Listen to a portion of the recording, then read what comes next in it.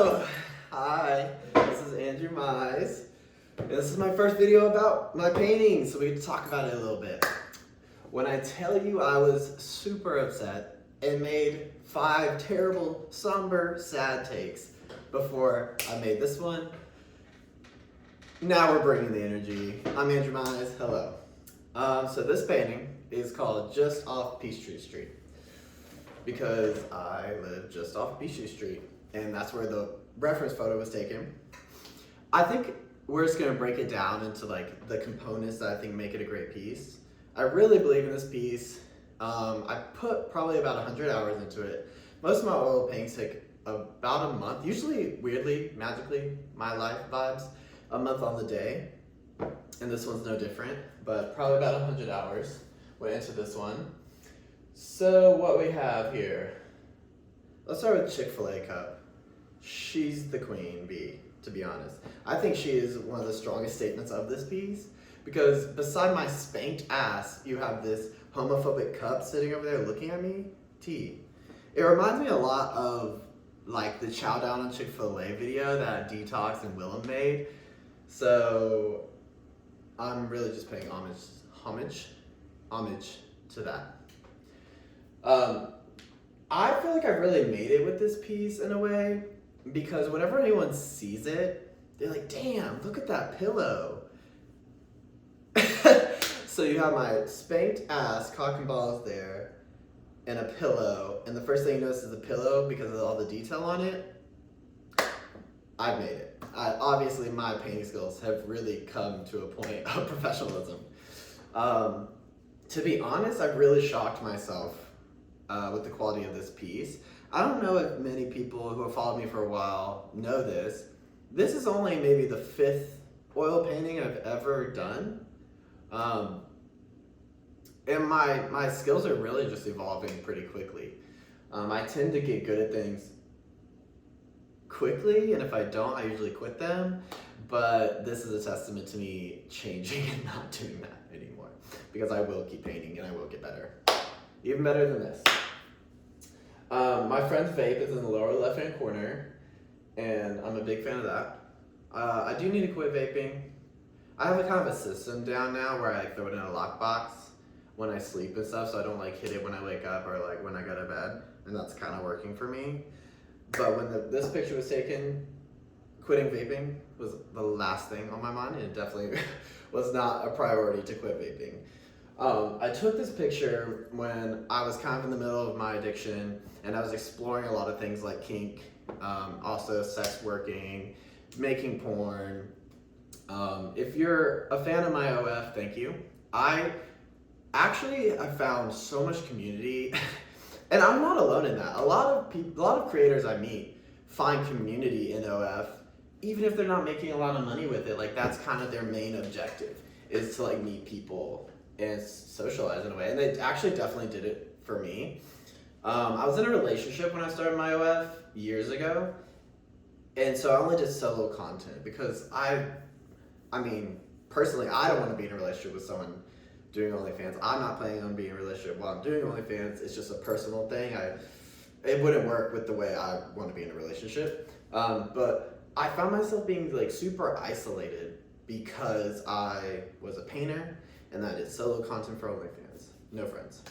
No chance to meet people. You know, you really underestimate like the value of going to work and having coworkers that you can become friends with. So when I started collabing, it really opened up opportunities to meet people and stuff like that. I want to address why my takes for this video were so sad. And it kind of makes me feel the importance of this piece even more.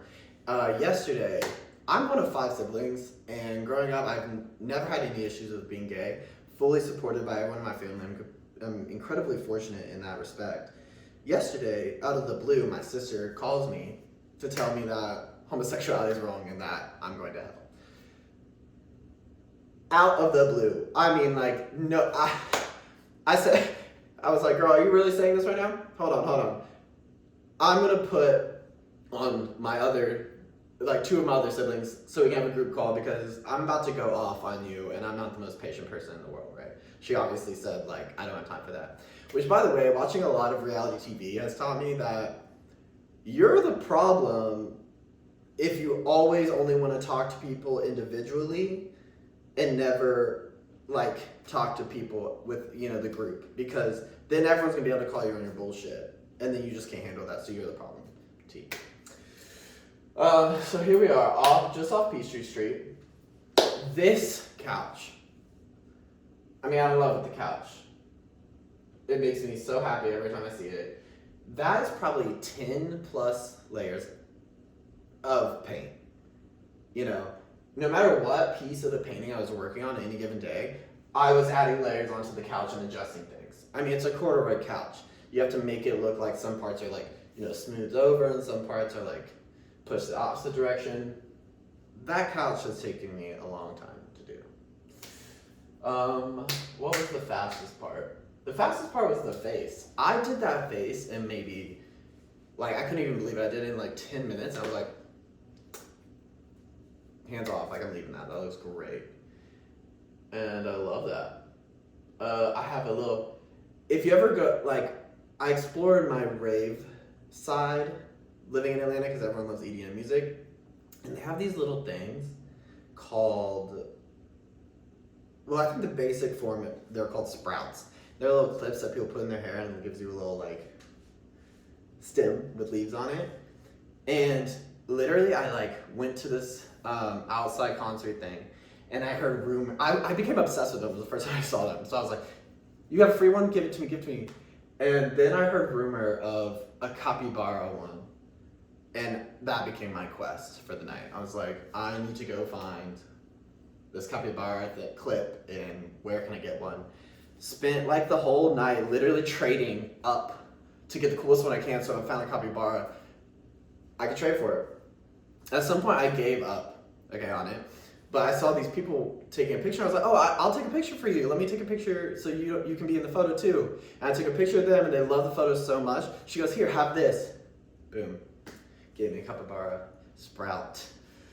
So then this car photo, let me find the original in here. Buried a little bit. I actually found a bunch of these, and they're all over my apartment right now. Like this one's like some diner that's just like people's butts, and I love that. Here is the car one, and I actually found all of these in a dumpster. I was throwing trash away at my ex's place, and there were just a stack of like 50 pictures that were really cool and signed. Like, it says October '84 here, so like, I don't know, they were super cool and vintage, all in a dumpster. And I was like, I mean, I'm taking at least one of every variation. There's like so many prints of them. So they have been decorating my apartment since then. Books, I love to read, so got books a lot. What else do we got here? Camera lens cover, in case you wonder what that is. This is cologne, it's Carolina Herrera. This is like, this is an orchid. It was a mini orchid I got from Trader Joe's when I first moved to Atlanta. So at this point it's 2 years old. And it used to have a thing with a flower on it, and it died. And I was like, I'm not gonna let it die. So I kept watering it. So she's still alive. A year and a half after like the flower had died. She got a lot of crazy roots and stuff. But this is what she looked like now.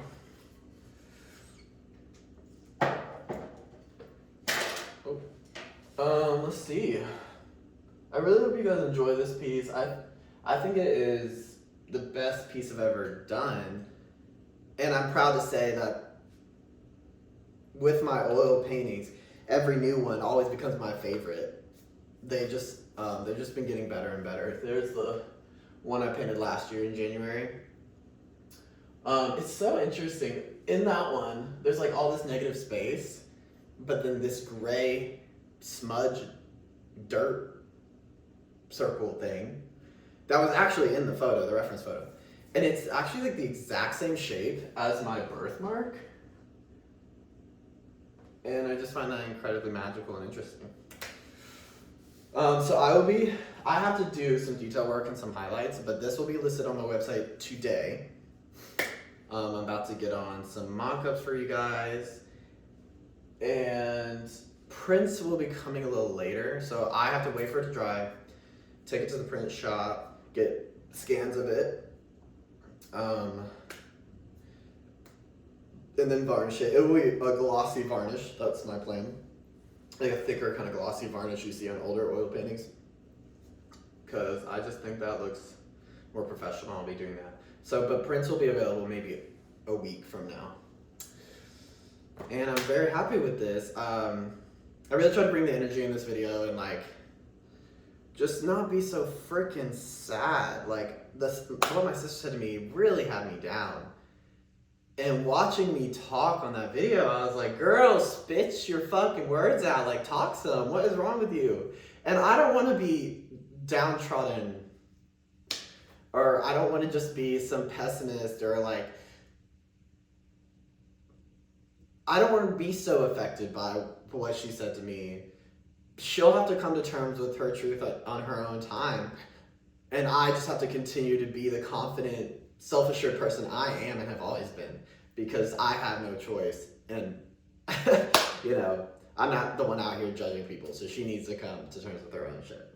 And so I'm happy, and I'm so grateful for you guys, and I love you. God is good. And I really hope you enjoyed this painting talk. I will be making one going forward for every piece. Every piece. And so I love you guys. Enjoy Just Off Peachtree St, and I can't wait to show you guys what I do next. Bye.